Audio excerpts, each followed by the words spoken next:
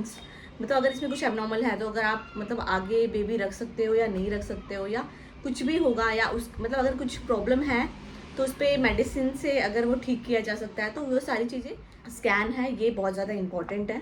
मतलब बहुत ही ज़्यादा मुझे तो लगता है कि ये सबसे ज़्यादा लेवल 2 अल्ट्रासाउंड है, तो ये ज़रूर होना चाहिए। और क्यों नहीं होना चाहिए, भाई होना ज़रूर। Hello guys, welcome back to my YouTube channel. Hope so all doing great guys. So आप लोग कैसे हैं? अच्छे होंगे, खुश होंगे, ठीक होंगे। सो आज की वीडियो है काफ़ी खास। सबसे पहले welcome to my channel Anjali di blogs and dance. और अगर अभी तक आप लोगों ने चैनल को सब्सक्राइब नहीं किया तो फटाफट जाकर चैनल को सब्सक्राइब कर लीजिए। और अगर अभी तक आप लोगों ने मुझे इंस्टाग्राम पे फॉलो नहीं किया है तो प्लीज़ जाकर ये मेरी इंस्टाग्राम आईडी, यहाँ पर जाकर मुझे फॉलो कर लीजिए। आज की वीडियो होने वाली है बहुत खास, क्योंकि आज मैं बताने वाली हूँ अपनी एनामोली स्कैन की रिपोर्ट, जो कि मैंने करवाई थी। एनामोली स्कैन क्या होता है, सबसे पहले हम वो जान लेते हैं। उसके बाद फिर मैं सारी चीज़ें बताऊंगी कि मेरे एनामोली स्कैन रिपोर्ट में क्या मिला, क्या था, कैसा था और कैसा नहीं था। चलिए गाइस, ज़्यादा टाइम नहीं लेते हुए वीडियो को स्टार्ट करते हैं। Let's get started. गाइस, जान लेते हैं कि एनामोली स्कैन क्या है। एनामोली स्कैन एक ऐसा स्कैन होता है जो 5 मंथ्स में होता है, और इसमें जो भी आपके बच्चे में एबनॉर्मलिटीज़ होती है, कुछ भी एबनॉर्मल कुछ होगा, तो ये आप लोगों को उस टाइम पे इंटीमेट कर दिया जाता है। और ये मतलब जो स्कैन होता है एनामोली स्कैन 18 to 24 वीक के अंदर होता है, और मतलब 5 मंथ्स में होता है, मोस्टली मतलब 5 मंथ्स में होता है। इसमें हम क्या देखेंगे कि इसमें हम बच्चे का, बोलते हैं ना, जैसे 3rd मंथ में हमने देख लिया कि मतलब बच्चा ग्रो कर रहा है या नहीं कर रहा है, तो इसी तरह इसमें हम बच्चे के सारे ऑर्गन्स देखते हैं। उसका माइंड देखते हैं, उसका ब्रेन, उसका लंग्स, उसका बोलते हैं ना हेड टू टो तक जितने भी ऑर्गन्स है वो सारी चीज़ें चेक की जाती है कि वो प्रॉपर हो रही है या नहीं ग्रो हो रही है, या उसमें कुछ एबनॉर्मलिटीज़ तो नहीं है। क्योंकि ये टाइम होता है जो मतलब डॉक्टर को दिया जाता है, बोलते हैं ना, एक लीगली जो टाइम दिया जाता है 5 मंथ्स। मतलब अगर इसमें कुछ एबनॉर्मल है तो अगर आप मतलब आगे बेबी रख सकते हो या नहीं रख सकते हो, या कुछ भी होगा, या उस मतलब अगर कुछ प्रॉब्लम है तो उस पर मेडिसिन से अगर वो ठीक किया जा सकता है, तो वो सारी चीज़ें मतलब एज़ पर लीगल आप इस टाइम 5 मंथ्स तक ये अबॉर्ट कर सकते हैं as per legal. But abort नहीं करना है अगर एबनॉर्मलिटीज़ नहीं है तो इसलिए डॉक्टर्स ये वाला स्कैन करते हैं। अभी लोगों को अब लोग थोड़े से ज़्यादा जानकार हो चुके हैं, ये सब करने लगे हैं। पहले के लोग ये सब नहीं करते थे, बट स्टिल अब कैसे हो गया है कि लोगों ने ये चीज़ें अपनाने लगे और वो सोचने लगे कि हाँ भाई ये सही चीज़ है और होनी भी चाहिए। क्योंकि मैंने आप लोगों को लास्ट टाइम भी बताया था कि जब स्कैन्स होते हैं तो बहुत सारे लोगों का बहुत सारी निगेटिविटी चीज़ होती है कि इतने स्कैन क्यों होते हैं एंड ऑल, ये सब चीज़ें। जो ये स्कैन है ये बहुत ज़्यादा इम्पॉर्टेंट है। मतलब बहुत ही ज़्यादा मुझे तो लगता है कि ये सबसे ज़्यादा लेवल 2 अल्ट्रासाउंड है, तो ये ज़रूर होना चाहिए। और क्यों नहीं होना चाहिए, भाई होना ज़रूरी है। क्योंकि मतलब इससे में आपको पता चलता है कि बेबी का सब कुछ ठीक तो है या नहीं है, या जो भी हो। इसलिए तो मतलब आप लोग प्लीज़, अगर आप लोग प्रेग्नेंट हैं तो मैं आप लोगों को सजेस्ट करूँगी कि आप ये प्लीज़ स्कैन कीजिए, जिससे आप लोग को पता चलेगा कि भाई बेबी अंदर सही है नहीं। फिर उस टाइम पे भी उसकी हार्ट बीट देखी जाती है, उसका माइंड देखा जाता है, उसके लंग्स वगैरह सब कुछ देखते हैं। बस यही होता है, जितना मुझे आइडिया है। यही होता है एनामोली स्कैन। तो चलो, एनामोली स्कैन तो था, मैं मेरा बताऊंगी। एनामोली स्कैन मैंने ले लिया है रिपोर्ट्स। मैं आप लोगों को बताऊंगी कि एनामोली स्कैन रिपोर्ट में क्या है मेरे। आपको मैं पहले दिखा देती हूँ। ये देखिए, एनामोली स्कैन में आपको पूरी चीज़ें दिखाती, पूरे ऑर्गन्स की सारी चीज़ें दिखा दी जाती है। तो आप देख सकते हो यहाँ पर, उतना प्रॉपर आपको नहीं समझेगा शायद, बट इतना मैं आपको थोड़ा बहुत दिखा देती हूँ। ये लेवल 2 अल्ट्रासाउंड होता है। देख लिया आपने, यहाँ पर इसका हेड वगैरह सब कुछ देख लिया जाता है। मेरा जो 5 मंथ का एनामोली स्कैन था वो एकदम नॉर्मल था, और उसमें बेबी का वेट भी देखा जाता है। मैंने आपको ये बताना भूल गई कि उसमें आपको फर्स्ट टाइम बेबी का वेट बताया जाता है, बेबी का वेट कितना है। वो भी देखा जाता है, प्लेसेंटा की पोजीशन भी देखी जाती है, और मतलब प्लेसेंटा किस तरह एंटीरियर है, पोस्टीरियर है, ये सब चीज़ें भी देखी जाती हैं। या लो लाइन प्लेसेंटा है, तो जो भी होता है वो सारा चीज़ें इसमें देखा जाता है। सो मेरे रिपोर्ट में क्या है मैं आप लोगों को वो बताती हूँ। और हाँ, उसी के साथ साथ मेरी और एक रिपोर्ट की गई थी, मैं वो भी बता देती हूँ। उसका नाम क्या था, एक सेकेंड ना, मैं आप लोगों को बताती हूँ। मेरा एक और रिपोर्ट किया गया था अपर एब्डोमेन का, क्योंकि मुझे उस टाइम पे लीवर में सूजन आ गया था। सो मैंने जैसे कि आपको बताया था 1 to 4 मंथ मुझे बहुत ज़्यादा वॉमिटिंग हुई थी, उसकी वजह से मुझे लीवर में सूजन आ गया था। तो मतलब जब ब्लड टेस्ट किया था तभी पता चल गया था कि लीवर में सूजन है। तो इसलिए डॉक्टर ने, मतलब फिर भी मेरा लगातार ऐसे पेन वगैरह था तो इसलिए मेरा डॉक्टर ने वो भी अल्ट्रासाउंड करवाया था, और लकीली कि वो भी अल्ट्रासाउंड एकदम नॉर्मल आया था।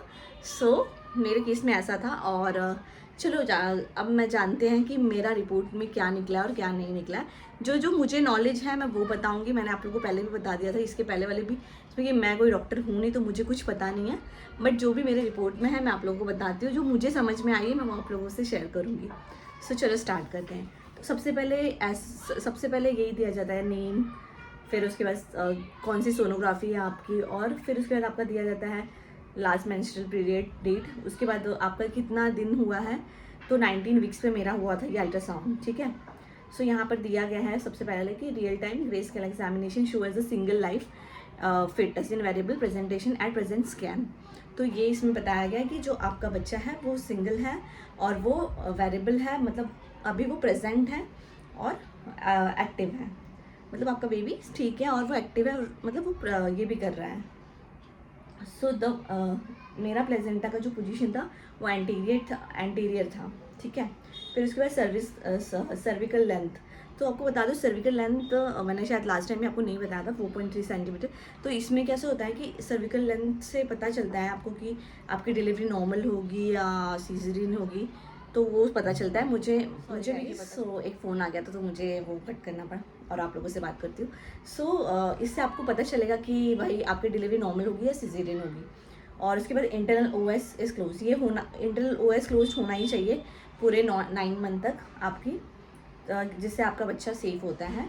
उसके बाद उसमें देखा जाता है फ्लूइड, एमब्रियोनिक फ्लूइड, जैसे कि मैंने आपको लास्ट टाइम भी बताया था, तो वो भी देखा गया। तो उसमें था लिकर इज एडिक्वेट, मतलब जितना चाहिए बेबी के लिए पानी, आपके चारों तरफ जो बच्चे के चारों तरफ पानी होता है वो उतना मतलब प्रॉपर है, मतलब वो एकदम प्रॉपर है, तो वो भी सही है।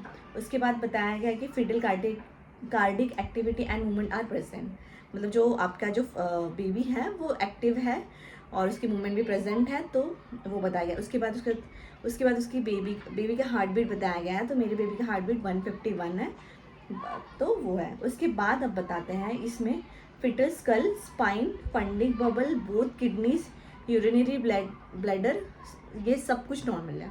जैसे कि मैंने आप लोगों को बताया था कि पूरा हेड टू लेके टू तक ये पूरा देखा जाता है। तो उसका जो फिटल का स्कूल है, स्पाइन है, फंडिक बबल है, बोथ किडनी, सब यूरिनरी, सब कुछ उसका नॉर्मल था उस टाइम पे।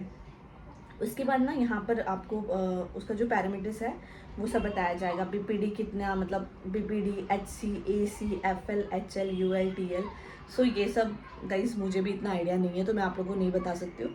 सो इसका कुछ जो एमएम होता है, जो जितनी भी लंबाई है और जैसे जो भी होता है तो वो बताया गया है। तो मैं ये आपको नहीं बता पाऊँगी कि क्योंकि मुझे इसके बारे में खुद भी नॉलेज नहीं है। जो मुझे नॉलेज है मैं आप लोगों से वही शेयर कर रही हूँ। सो ये बताया गया है। उसके बाद जो बेबी का वेट होता है वो बताया गया था। तो मेरे बेबी का वेट तभी 250 था, 250 ग्राम था। तो एज पर मतलब नॉर्मली था, वो भी नॉर्मल था, डॉक्टर ने बोला था। मतलब उसके बाद आपको बता दिया जाता है कि आपका जो एस्टिमेटेड डिलीवरी डेट है वो कब होगी, ये था। उसके बाद फिर से बताया गया है कि जो आपका फिटल स्कल एंड स्पाइन है वो अपर नॉर्मल है। उसके बाद बताया गया है कि जो उसका जो वेंटिकुलर सिस्टम और सर्बम सिस्टम है वो भी एकदम नॉर्मल है। उसके बाद उसका जो फिटल का जो भी लंबाई वगैरह जो होती है वो 18.8 mm वगैरह ये सब चीज़ें बताइए, जो कि मुझे भी नहीं पता वो क्या होता है। सो मैं आप लोगों से नहीं बता पाऊँगी। सो ऐसा कुछ है। उसके बाद उसमें इसमें बताया गया है कि जो फिटल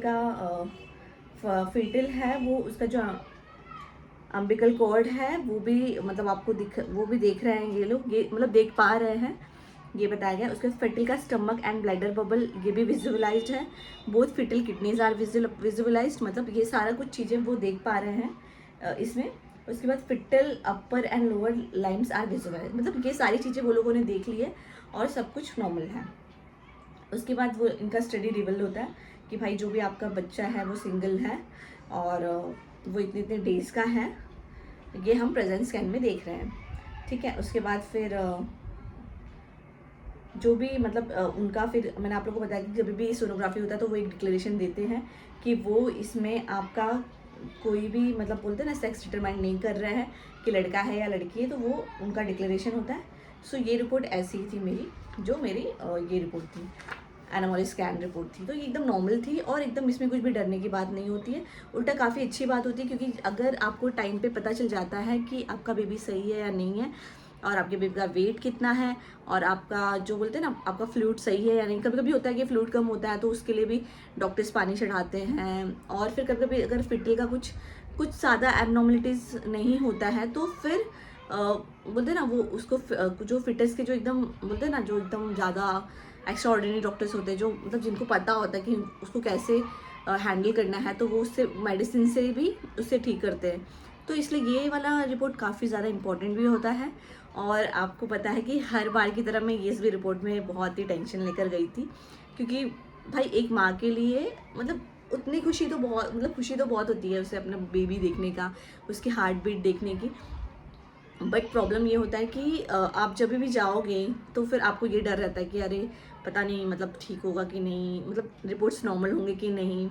और मेरा जो दो सोनोग्राफी था तो मैं थोड़ा और डर रही थी कि भाई पता नहीं क्या है, 2 सोनोग्राफी क्यों करने दिया, क्योंकि तब तक मुझे नहीं पता था कि 2 सोनोग्राफी करने क्यों दिया था। क्योंकि उसके बाद जब मैं डॉक्टर के पास गई तब डॉक्टर ने मुझे बताया कि आपके लीवर में इन्फेक्शन था, इसलिए ये वाला मैंने सोनोग्राफी करवाया था, जिससे पता चले कि अब सही है या नहीं सही है।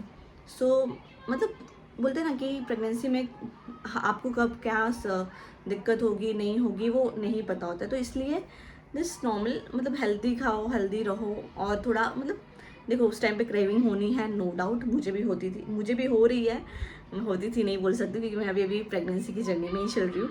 सो मुझे अभी भी है वैसी क्रेविंग, और मैं खुद नहीं डाइट फॉलो कर रही हूँ कुछ भी प्रेगनेंसी का इतना खास, तो मैं क्यों आप लोगों को सजेस्ट करूँ ऐसा कुछ भी। बट हाँ स्टे जो भी है न्यूट्रिशन वगैरह मैंने जैसे आपको बताया था कि वो लेना ही पड़ता है एज ए प्रेग्नेंट वूमेन को, क्योंकि वो हमारे लिए काफ़ी अच्छा होता है और बेनिफिशियल होता है।